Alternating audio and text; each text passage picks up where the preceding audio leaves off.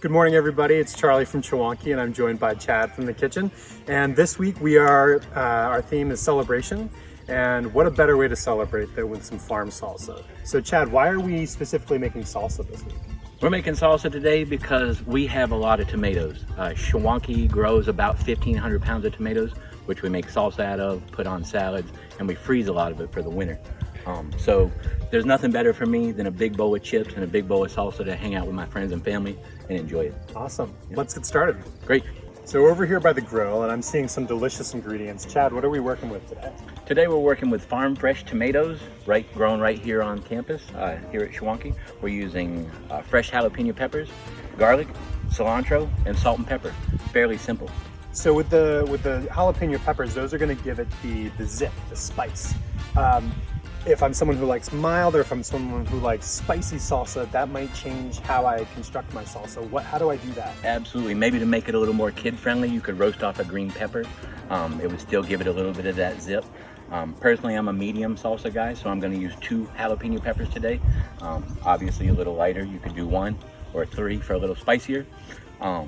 And then we've got some cilantro, and I know for some people, cilantro has a soapy flavor when they put it in their mouth. Are there some things that we could use instead of cilantro? Absolutely. And cilantro does, I didn't know that, but it does taste soapy to some folks, but you could use fresh basil, gives it a nice fresh flavor, or maybe some fresh oregano.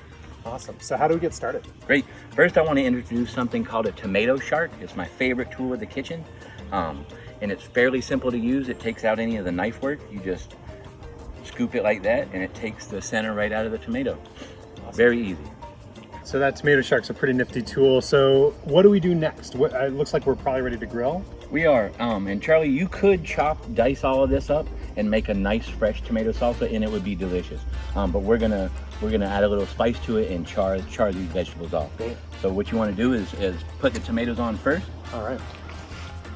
They take about 12 minutes, so they're gonna take the longest. And how should I set them up on the grill? Just flat, as flat as you can. Great.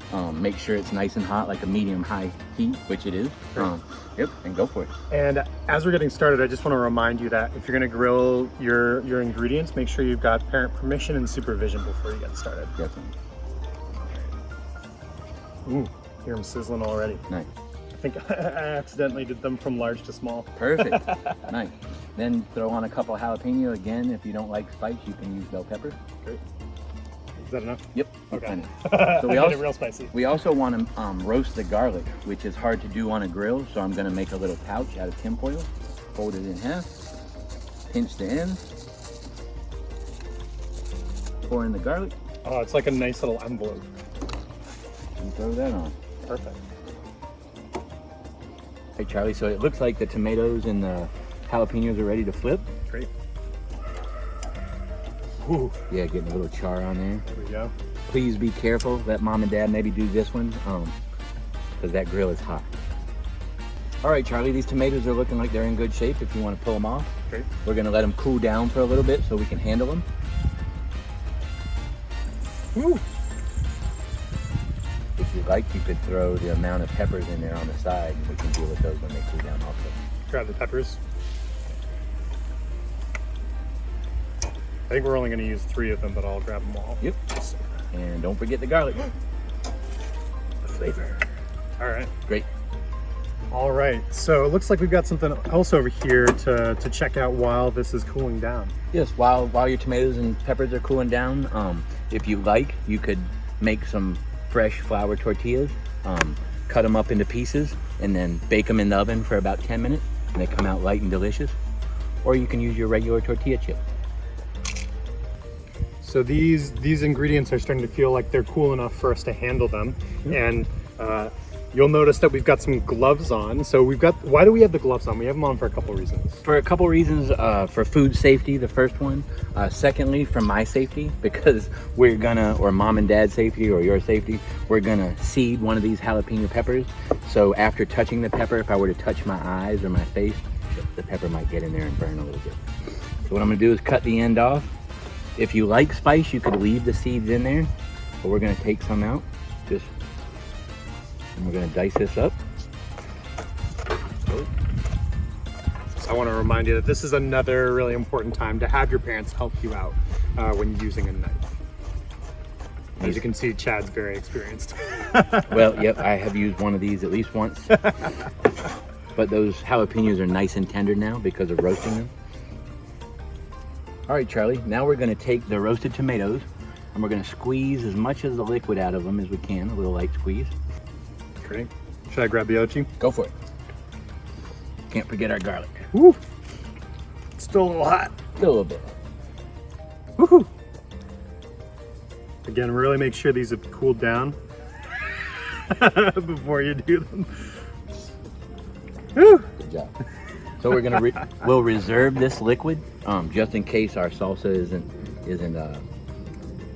Juicy enough? Juicy enough. Good Yeah. job. And we can't forget our garlic, which has been roasted. Nice color to it. And is there such thing as too much garlic? Not in my world. Me Good neither. question. So we'll give these a rough chop. If you had a food processor, you could throw it in the food processor, but we're out here, so.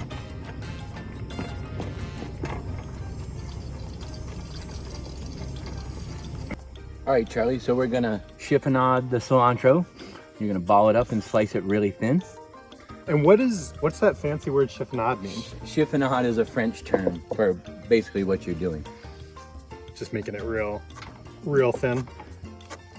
So this is gonna be delicious with just the jalapeno peppers, the roasted garlic, the tomato, and the cilantro. Personally, I would maybe grill an onion or maybe grill a little bit of mango and throw that in there to give it a, kick it up a little bit, but this will be delicious. But you can put your own personal spin on it. Awesome. And then am I ready to add the salt? Yep, a good pinch of salt. People like a little less, a little more. I'm a little more guy, but go for it.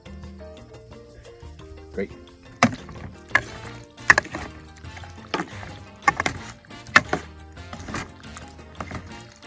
So now's my favorite part. We get to try our salsa. And the only thing that's better than cooking outside is eating outside. And we've got this nice refreshment here to accompany our taste test.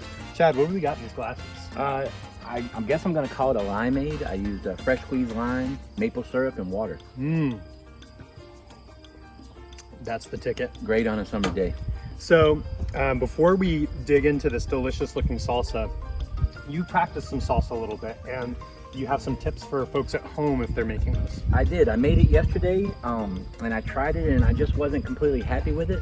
So I refrigerated it overnight and the flavors all melded and it was just absolutely delicious. It was better than it was yesterday. So give that a shot too.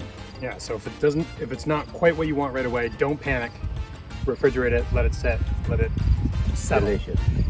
That being said, you were cooking inside yesterday. Yeah. And we're cooking outside, and there's something about being outside that just enhances the flavor. So let's give this a shot and see how it